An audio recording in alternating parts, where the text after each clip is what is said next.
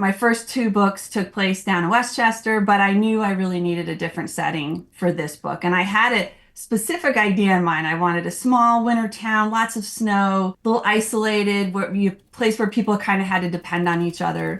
So I just did a lot of research and I landed on Potsdam. I started digging into the history and I just could see it. From NCPR, welcome to Northwards. People, ideas, and conversations from and about Northern New York, Vermont, and beyond. I'm Mitch Teich. Support for the Northwards podcast comes from the J.C. Steiniger and M.E. McDonald Charitable Fund at Adirondack Foundation in support of the Adirondack Foundation, building stronger Adirondack communities.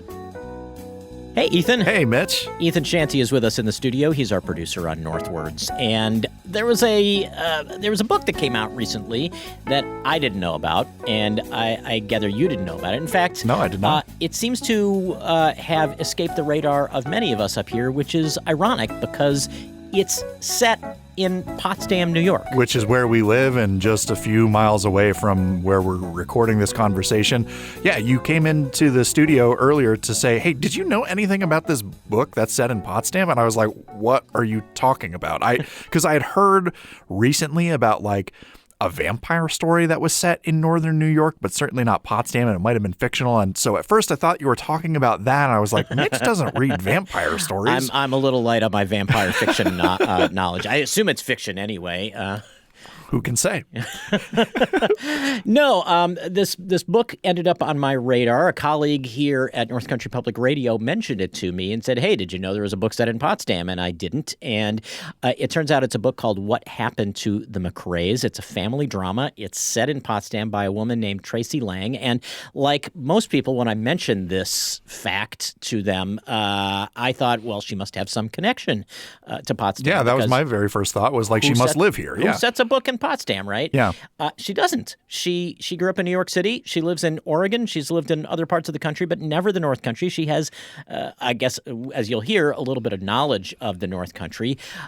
Did she like visit because like her kids had like a game or something? Her kids were Nordic skiers. Okay. And so she had spent some time in Lake Placid, and having grown up in New York City, she was aware of the existence of the North Country, but really she was looking for a place like Potsdam to set this particular story that she wrote, which is a story that really kind of explores divorce in a small town. Oh, okay. And where like everybody knows everybody. Right, yeah. Right, exactly. And so she set it in the very real place of Potsdam, New York.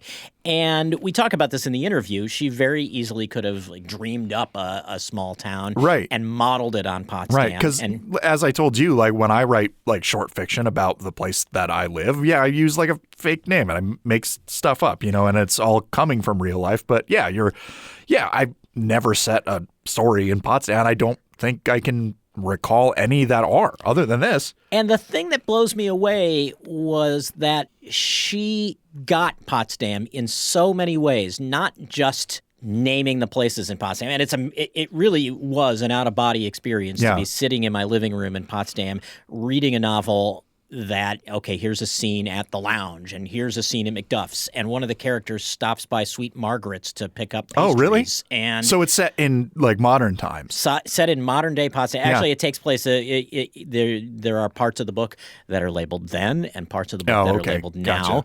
Gotcha. But it's very much a current day Potsdam setting. That's really cool. And so it's not just name dropping for the sake of being for the sake of saying that it's set in Potsdam. You know, so it's not just like, oh, they go to Clarkson University, and that's really the only connection. You're saying like it captures the vibe of the place? She very much made an effort to understand what makes Potsdam and places like it tick. Yeah. Because, I mean, if you're reading this and you live in the Upper Peninsula of Michigan, or you live in, I don't know, someplace in Montana or whatever, you might not know the city of Potsdam itself or the village of Potsdam itself, but you would recognize the kinds of things that happen in a town of Potsdam's size. But the thing that got me, actually, I thought back to an English class I took in high school. And there are very few things I remember about my English classes in high school because it was about 1,000,000 years ago.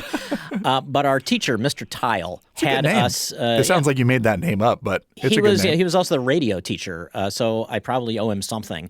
But he had us read. He pauses for a second. Dramatically. He had us read The Catcher in the Rye. Okay. And I remember him asking us, it was a quiz or a homework assignment. He named a bunch of brands of various products. And the question that keeps coming back to me was, what brand of beer would Holden Caulfield drink today?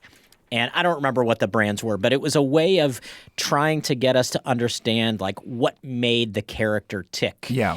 And the characters in this book go to the places in Potsdam and do the things and live in the neighborhoods that they should. And it struck me that she didn't just do her research on the geography of Potsdam, which she gets right with one minor exception, and she talks about that in the I'll name it right here. Is it a mistake or is it done for dramatic purposes or No, something? the issue is she has the characters live on River Road, and she admits she didn't find a river road in Potsdam. She wanted to put them on a fictional road. Oh, and there is a okay. river road in Potsdam. Right. So if you read it expecting the river road to be in the right place, you'll be a little confused geography-wise. But we'll cut her some slack on that. Yeah, that's fine because there is a river. I mean, it's fiction. Like Right. you can change things to fit your narrative. It's fine. We're not going to be mad. We're just glad that it's set in Potsdam. That's so cool. But she did the research Yeah. it took to understand, like, where a character who's a teacher at the middle school would go out in the Right. evening, and the kinds of places that, you know, she really understands what makes a place like Potsdam tick, and that was what really made it remarkable for me. It was a good story. I enjoyed reading the book, but I enjoyed it that much more because of this weird out-of-body experience. Yeah, I can't even imagine. Yeah, it's like, was it almost like you're reading the diary of a friend that you have who lives next door? Yeah, or getting the backstory of the people that I know who I saw at, my At son's Price track Chopper. meet Yeah, or whatever. yeah. Yeah, exactly. Weird. And, it should be noted that the characters almost exclusively get their groceries at the IGA in this book. Oh, but, okay.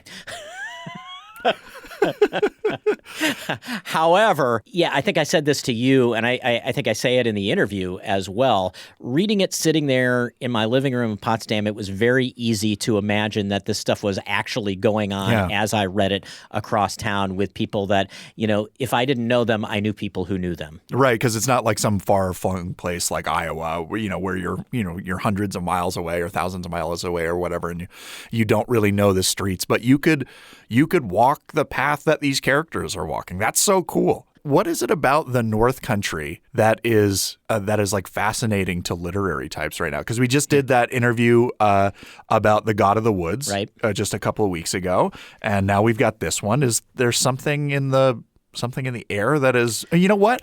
I think it's probably because there was such a mass exodus from like the city to northern New York during the pandemic. Yeah, I wonder if maybe. that has anything to do with it. Yeah.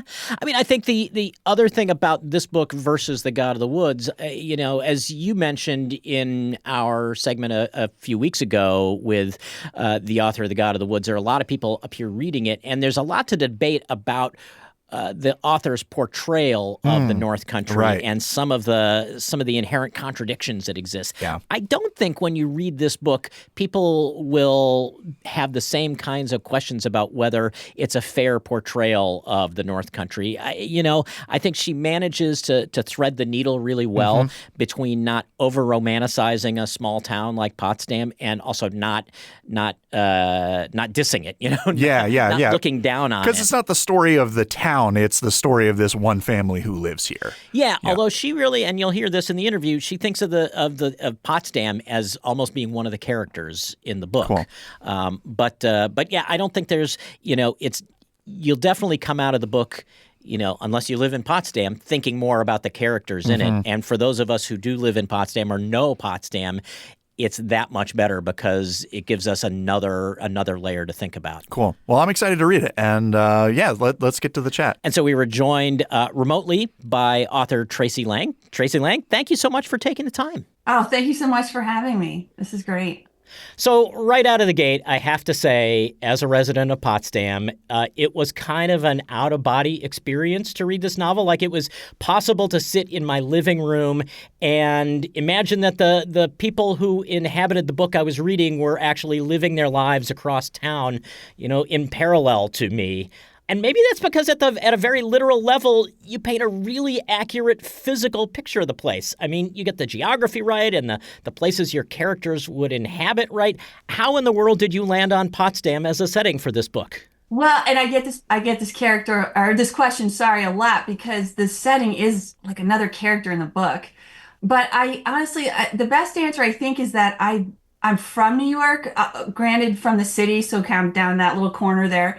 But I visited all parts of the state growing up, and even as an adult, I've been back to several areas. Our sons were ski racers, so I've been to Lake Placid, and I had an aunt lived in Palmyra, so I've kind of had a certain comfort writing about New York. And my first two books took place down in Westchester, but I knew I really needed a different setting for this book, and I had a specific idea in mind. I wanted a small winter town, lots of snow, little isolated, place where people kind of had to depend on each other. So I just did a lot of research and I landed on Potsdam. I started to dig into the history and I looked at endless pictures on Google. I even kind of walked the main drag like on Google Maps and all of those things. Funny enough, I knew a couple of people out here in Oregon that someone from Watertown, someone that had gone to Clarkson. So I picked their brains a bit, and the more I got into it, the better it felt. And then when I visited there with my husband about a year and a half ago, I just could see it. So I'm glad to hear it felt accurate and like I sort of captured it. I did try to be as very real as possible. I kind of had to make up a few things like the characters live on River Road, which I didn't see one in Potsdam, at least not where I put it. So there were little things like that. But yeah, it just felt like such a great backdrop for this story. And the fact that it had two college campuses added a fun layer in there. So I went with it. Well, and beyond just the physical place and the way, like the way the characters would turn as they leave the middle school to go downtown or whatever, which is completely accurate. And I have to say, I'm like one of those people who is a really nitpicky reader, and if something jumps out at me as being wrong, it like kind of taints the rest of the book for me, and Sure. that didn't happen at all in this. But you Good. also gave the place a feeling that rings true, and I would imagine that has to be a harder ask for an author to not just like figure out where the characters would drink their beer, but like figure out like the soul of a place. Yeah, I think the biggest help with that probably came from my own experience living in a super small town way up in North Idaho for many, many years. Our boys were born there. We don't live there now. We left about 10 years ago. But if you were to go there, I imagine you would recognize a feeling, the same sort, different history, of course, but lots of snow, kind of isolated, pretty rural area, lots of personality. And so I think coming after living in a place like that, that helped me capture that part of it, that small town feel.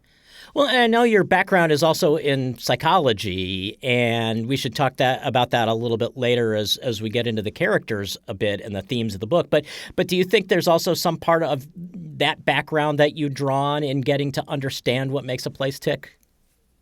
I think so. I was in the mental health field for about 20 years and various roles, but I worked with people and families from kind of all walks of life. So certainly I think that helped. And again, living there and working in a small town and lots of other small towns in Idaho, we had kind of offices all over. Yeah, that whole dynamic was kind of all around. And so yeah, I think it helped a lot. All that kind of fed the story. I don't know how much we want to talk about the specifics of the story without giving too much away, without, like any major spoilers, but to give people at least a sketch to work from. We have two people at the center of the book, the formerly married Kyle and Casey. And as the book opens, Kyle has just returned to Potsdam for the first time since their marriage broke apart. Can you pick it up just a little bit from there? At least share a little bit more about who these two people are? Basically, this book takes, simply just kind of a really close-up look at a marriage that has fallen apart. And when the story opens, yes, they've been divorced for a little bit. he's called back home for a kind of a family medical emergency with his dad. And that's what kind of kicks our story off. And he's come back and it's challenging because he sort of walked away from his life there 2.5 years ago. And that includes his ex-wife, who's still there, lives across the street. And so, they have to learn how to sort of navigate being in this small town again when for so long they shared a life there. Now they're trying to kind of live separately. And of course, so you run into all that. They have to navigate all of that and all those relationships. Of course, that they were both born and raised there. They've got friends, family, employees, people they worked with for years. So he's kind of walking back into that world and figuring out how to work around all that, given she's at the center of it all still. Well, and in that way that really only exists in small towns, they each have kind of, I don't want to call them celebrities, but they're both known for things. I mean, she's a teacher at the middle school, which puts her in the middle of lots of people's lives, and he had a whole kind of semi-illustrious hockey career, Right. and worked as a mechanic in town. So he's in the middle of a lot of other people's lives. So it seems like the kind of thing that can really, if not only, but certainly mostly only exist in a small town, to have so many things intertwined like that. Oh, definitely. It's just harder in a bigger town to be a little easier to avoid each other and kind of escape all of that. But in this situation, I mean, for instance, he's kind of roped into helping the middle school hockey team who's really struggling. And so he takes that on temporarily, but she manages the team. So right there, they're sort of forced to work together in front of, an audience of sorts. So yeah, in a small town, it's much harder to navigate all of that. Well, and sort of the constant backdrop of their lives is also, there's grief, there's guilt, there's insecurity.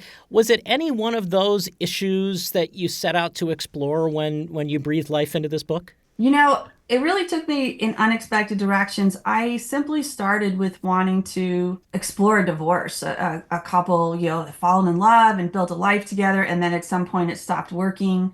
But that's really where I started, and that's typically my process. I kind of have a basic idea, and then I really spent a lot of time getting to know my characters. So I didn't really know exactly what tore them apart until I was well into the first draft. And so I did end up exploring things that I didn't set out to do.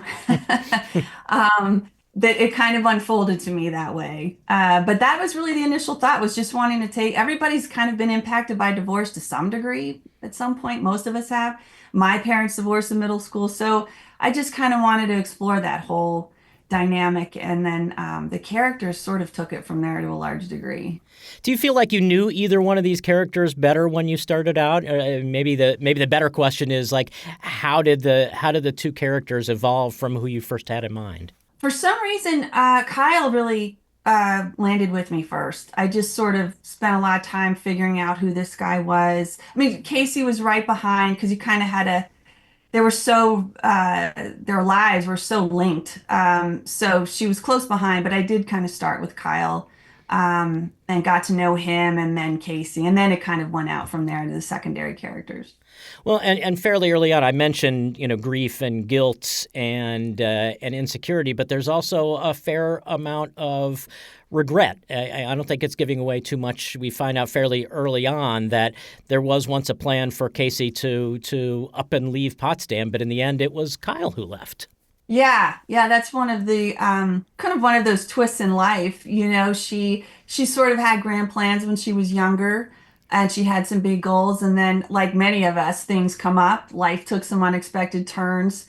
But I think it's fair to say that she doesn't regret her choices at all. Her life's there, her friends, her family. She's very ingrained in the community there. But yeah, it wasn't sort of what she set out to do. But that's how it worked out for her. Well, and that gets back to what we talked about a little earlier in terms of your previous life in mental health. You really portray a lot of the issues that these characters are dealing with, not just with insight, but empathy as well. I mean, it strikes me, I sat down after I finished the novel and I thought, usually there's a bad guy in books, but if you're looking for an antagonist in this book, you're really not going to find it. Yeah, I tend to do that. One of the things I love to do when I'm writing is get into the gray area, because I think so little in life is black and white or good, all bad. And so, yeah, you're right. There's not really a villain here. And I think that's part of the reason people often connect with the characters so much. At least that's some of the feedback I get, because they're real people with strengths and flaws. And so, yeah, I appreciate that. But yeah, there's no true bad guy here. It's just people living their lives and dealing with the unexpected that comes along. If anything, do you think maybe like the bad guy is the character's own psyches? Oh, sure. Yeah. Well, we're all our own worst enemy at times, for sure. And that's true for these characters too, which you can kind of, I think, understand. And I think part of it was just what I was going for was just sometimes it just takes that little shift in perspective.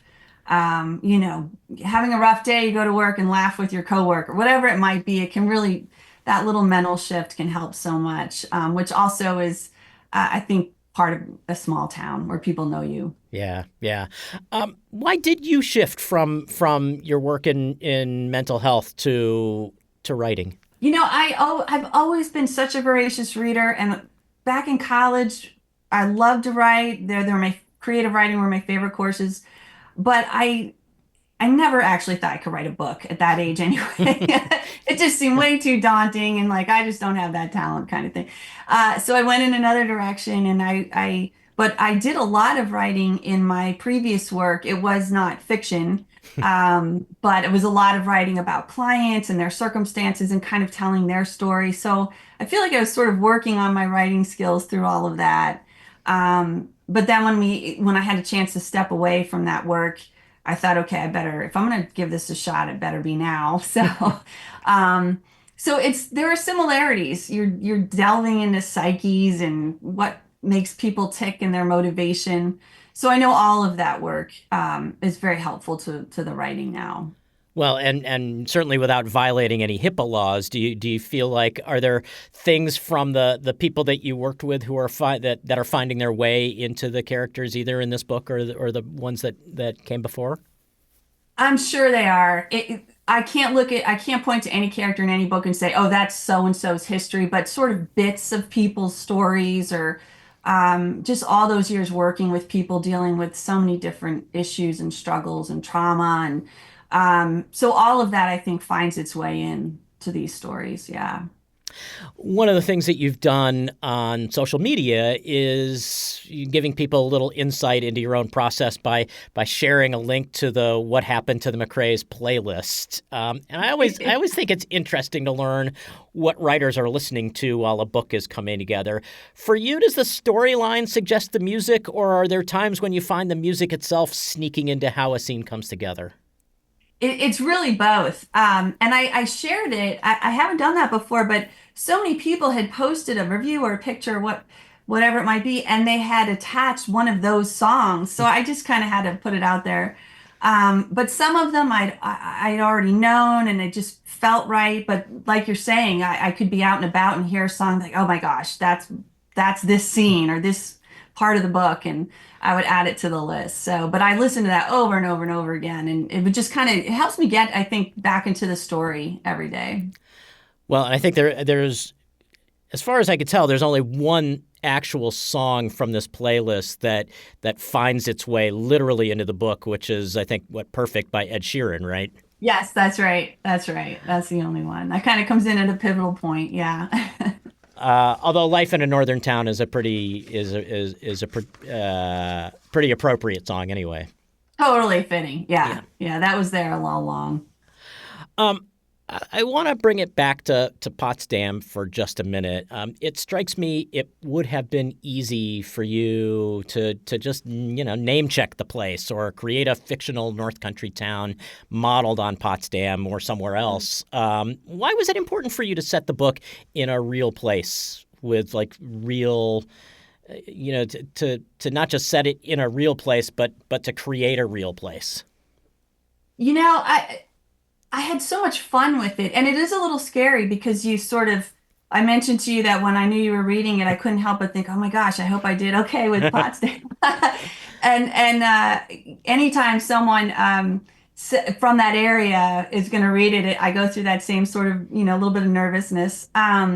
But it was so fun to write about. And I just thought it added so much to the story. I've written one book before that was based on a real place, but I had to change enough that I just couldn't feel like I really could name it that town. But with Potsdam, it felt so perfect. So I was pretty comfortable going with it, knowing that there would probably be an occasional person that maybe thought I went awry somewhere. But to me, it's always going to have a special place in my heart. And I based so much on it. And I debated for a while, should I make up a name? But in the end, I was like, I don't know how much more accurate I could get. And I was pretty comfortable with it. So Well, and as soon as you put the toilet gardens in, everybody would know where it was anyway. I know. That came a little bit later. My son's girlfriend is from Queensbury, and so she forwarded a post on Instagram, and so I went down the whole research rabbit hole with it and dug into it, and it was just one of those perfect small town things, that gives it so much personality. So that was so much fun to include. Well, and I kept having the feeling as I was reading this that there are probably going to be people who live in Potsdam who read it who like think that the book is actually about people that they know. I mean, the circumstances are not so outrageously unusual that people might think that that's the guy they know who used to work at the garage or whatever. Sure. I've had people reach out from small towns all over that at least recognize, even if they didn't know Potsdam, they recognize that small town feel and those dynamics. And so that always feels really good when people can connect with that. Did you feel like was there any part of the process that was the hardest for you to wrap your head around as it was coming together? I think once I figured out what happened to the McCrays, to pull the title in, what happened to this couple and sort of why they ended up ending their marriage. And that is where it sort of took an unexpected turn for me. And that was very hard. That was probably the hardest part of the process was working through that. I don't want to give anything away, but that when it took that turn, that was one more challenging emotionally as a writer, all of it. That was very challenging. Yeah. You mentioned your own parents' divorce, Mhm. and I can think back on my parents' divorce as well. But do you feel like that experience contributed at all to your understanding when you were trying to portray this one? I do. They divorced when I was in middle school, and it was not smooth or amicable. It was rough. It was very hard on all of us.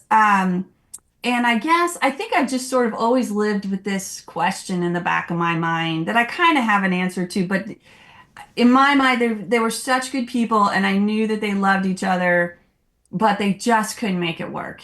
And so I think that, it was no surprise to me that I ended up writing a book about divorce or wanting to dive into that issue, even though their story is very different than Kyle and Casey's.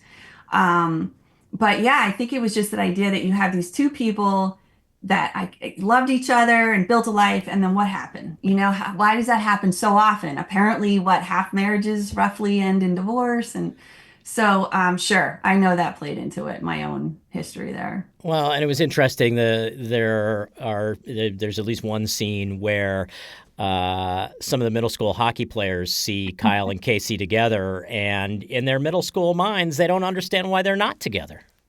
Exactly. That was one of the best parts of writing this with the middle school team, because it's such an awkward age. We all know how brutal middle school can be.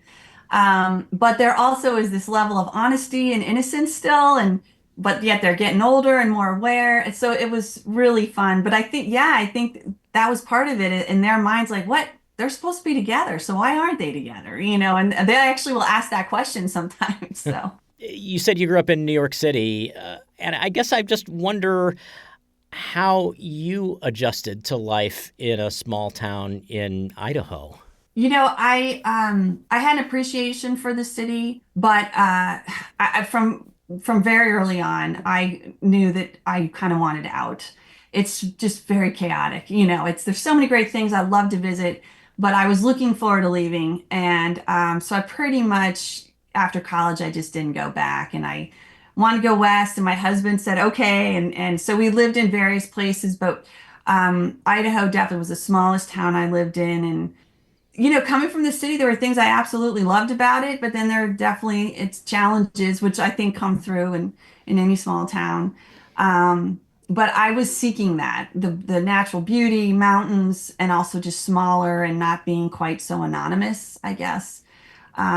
So it was a transition, but it was one that I sought out, and worked out well for the most part. Yeah, I know exactly what you mean. I mean, I grew up in Washington, D.C., or just outside Washington, D.C., Oh, and okay.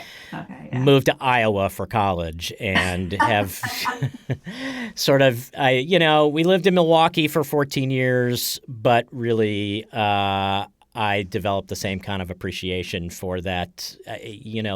Like the way you portray the sense of community in this book tells me that there's an appreciation you have for, just the way things are different in a place like Potsdam or wherever. Yeah, it's special, and it has upsides and downsides for sure, but it's special, and that's kind of what I was looking for back in the day, we headed west, and I loved it. We're in a little bit bigger town now because again, it's limited, and we had one high school in the little town we were in, and so we were kind of looking for options for kids, things like that.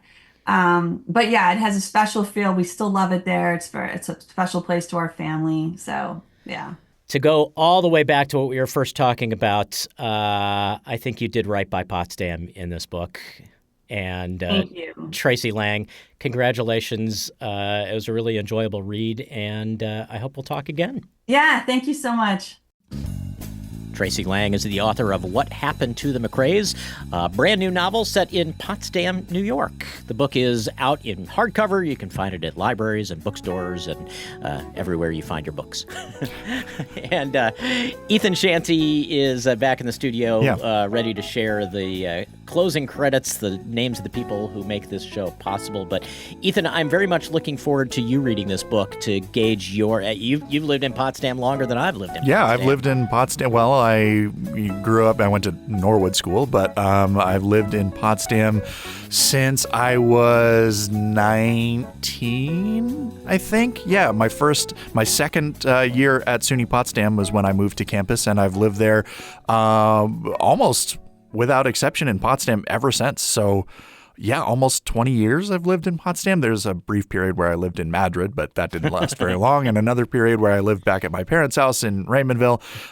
But yeah, I'm eager to read it as well because I've been here my whole life and I know what it feels like and I know how the people behave and generally like what they think and what their interests are and stuff. Yeah, when you told me that that you'd recently read this, I was like, well, can I please borrow it as soon as you're done? And of course, you've got a long list of other people who are reading it before I am. But no, I'm super excited to read it, especially because I know that you've lived here long enough that you know what it feels like too. And it's not just because she name checks the toilet gardens.